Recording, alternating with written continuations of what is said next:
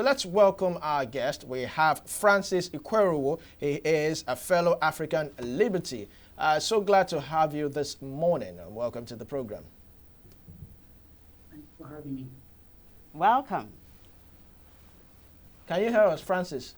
Yeah. Yes, I can hear you. Thank you for having me. All right. So glad to have you. So let's start off with this tax reform bill. It has caused a lot of brouhaha, rowdy sessions in the National Assembly. But good news, President has called for a review. So he has backtracked and he said, let's review this thing and see what we can. So what are your thoughts? What are your hopes? What do you think might be reviewed? Do you think this bill would be actually reviewed to favor others? And what do you think the federal government should do or the president should do at this point?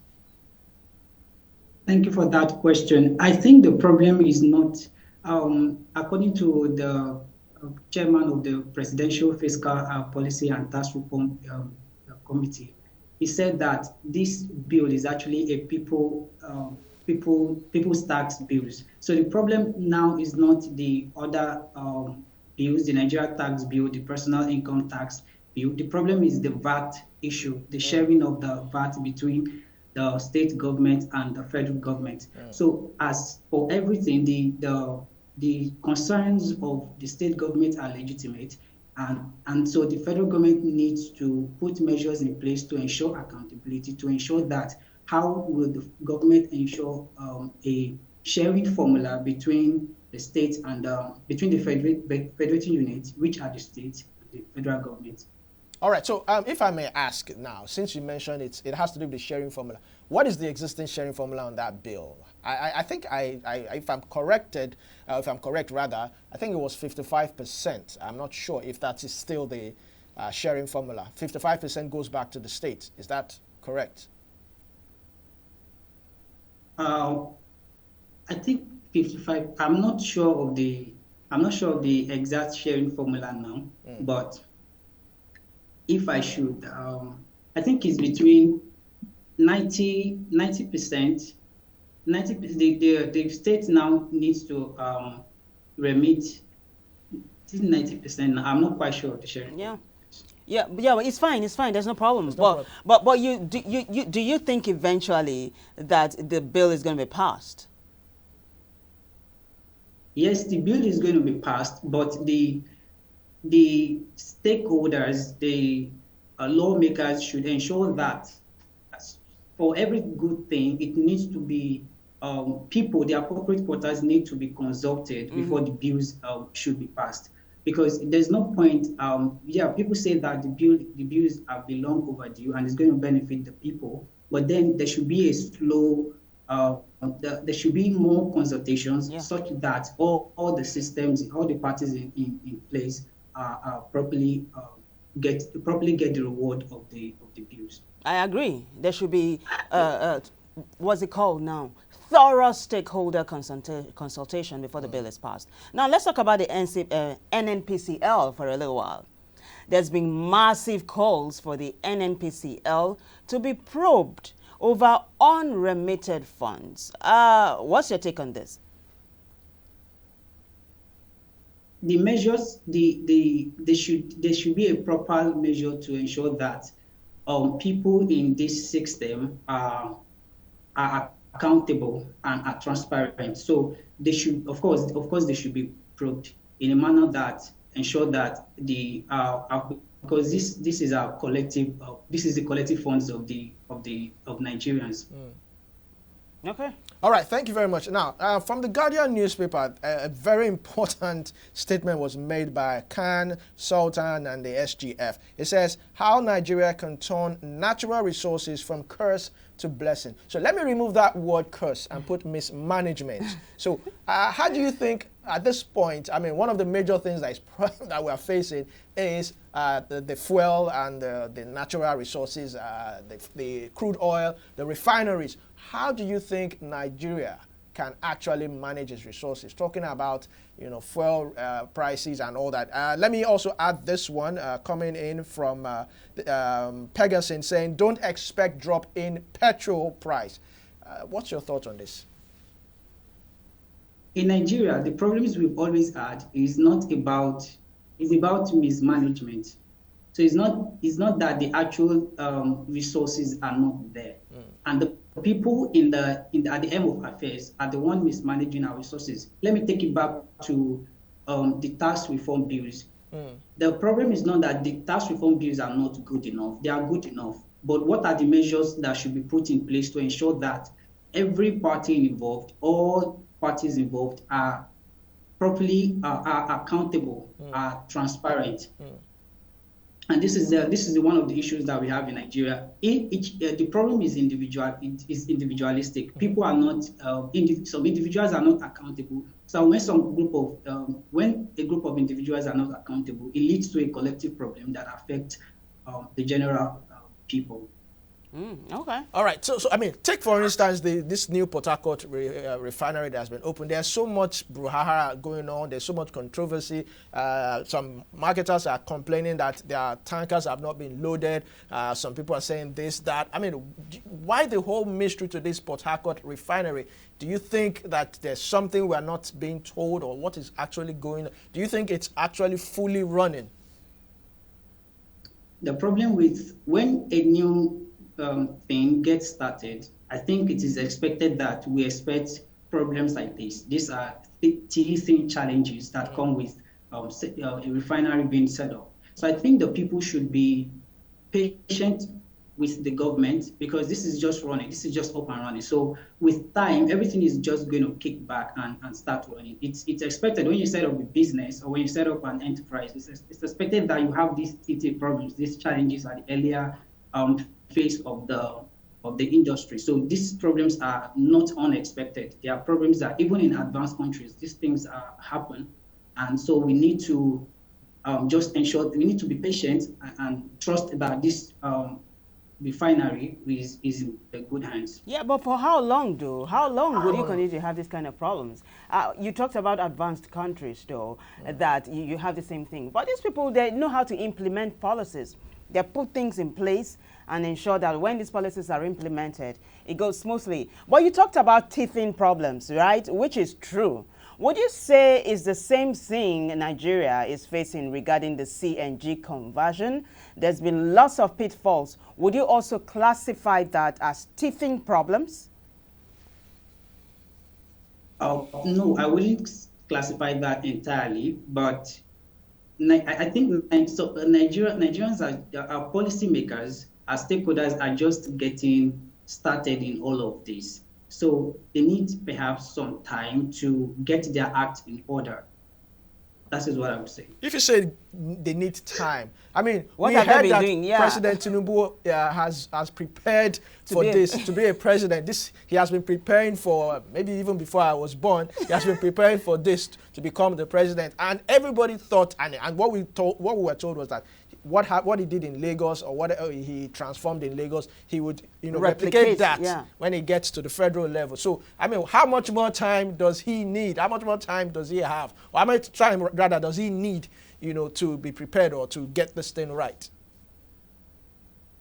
I wouldn't say for sure. I cannot speak for President Bola Ahmed Tinubu, but I think he met some problems on ground. So, and I'm not advocating. I'm not saying he's doing poorly, of course, and I'm not saying he's doing well either. But what I'm saying is, President Tinubu met some problems on grounds, and is making measures to ensure that these problems are properly tackled and taken care of.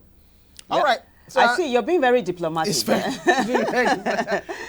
patriotic, being patriotic. Yeah. Now, so let's look at this one. Sultan and Christian Association of Nigeria has asked the federal government to punish terror sponsors. I know we have this repentant bandit or repentant terrorist scheme or something, reintegration and all that. I mean, we saw a video recently in a particular northern state and all that, and they were shaking hands with the governor and all that. But now, the Sultan is coming out. I mean, two sides are coming out. Two religious heads are coming out to say, punish these guys, punish these people for terrorism. What's your thought on that? Is that the right direction Nigeria should take?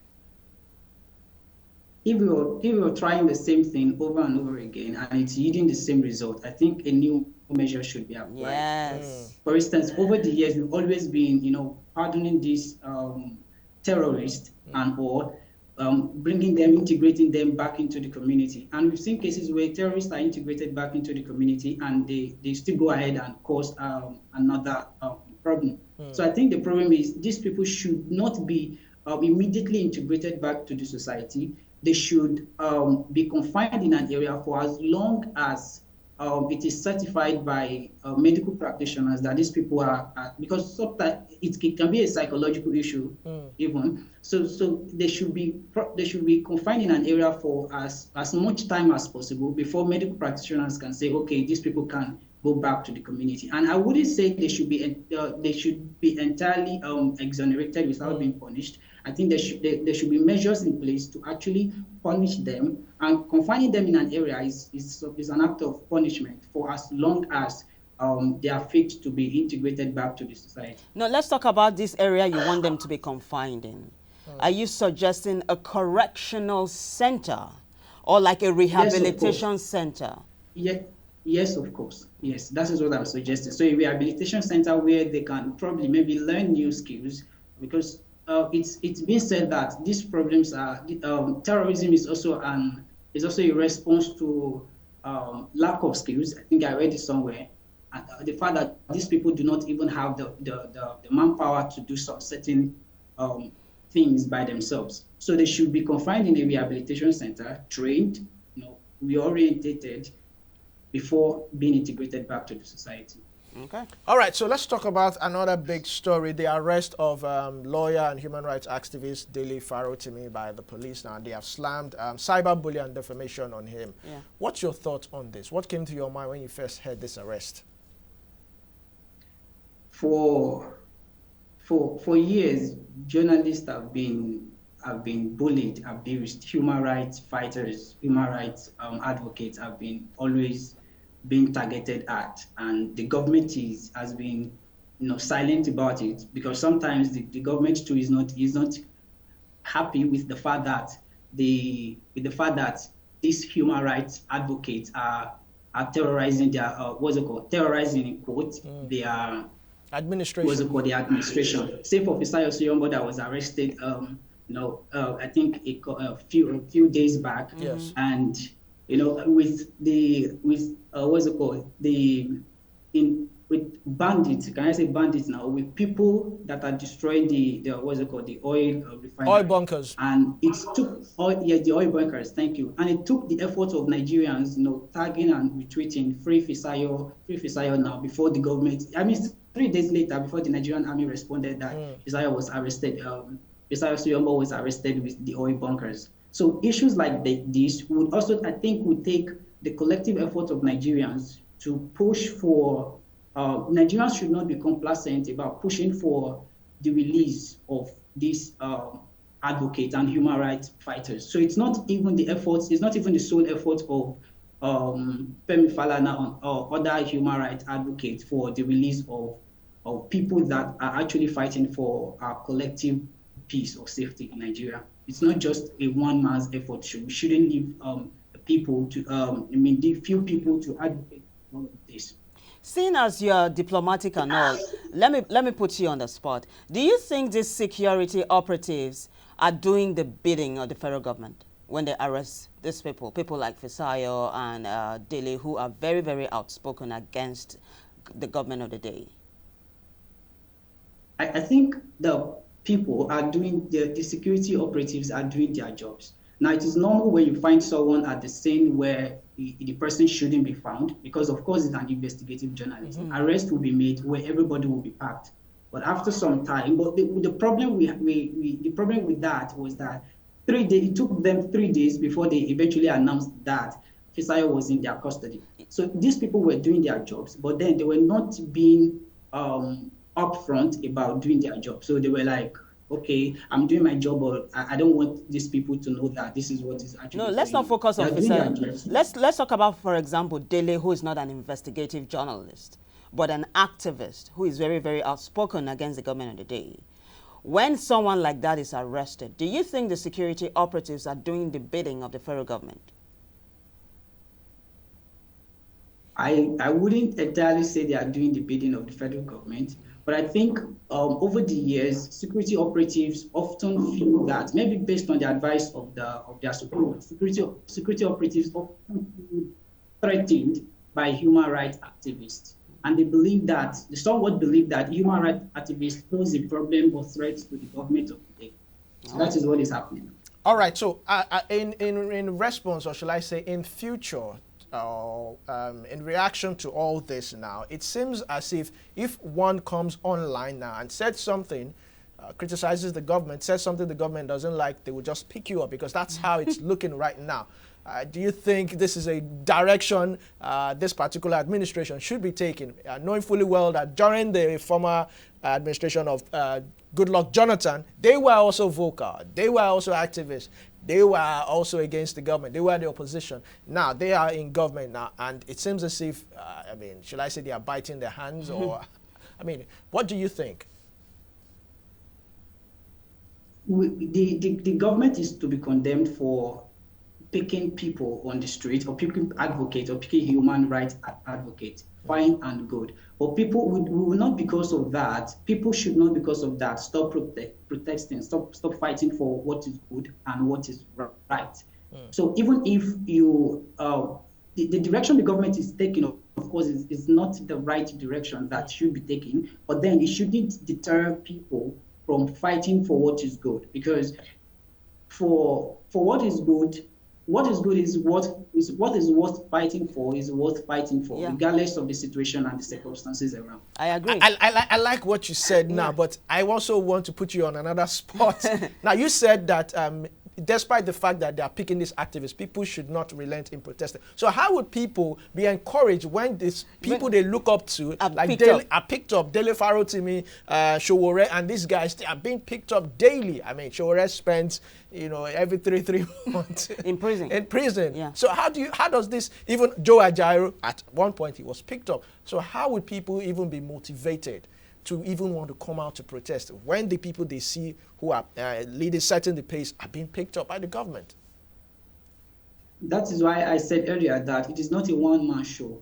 Even Yele Sowore has enjoyed the support of the people whenever he is arrested. So people come out to say, okay, we should release this man. This man hasn't done anything bad except advocating for the good of the people, and that should not be anything bad.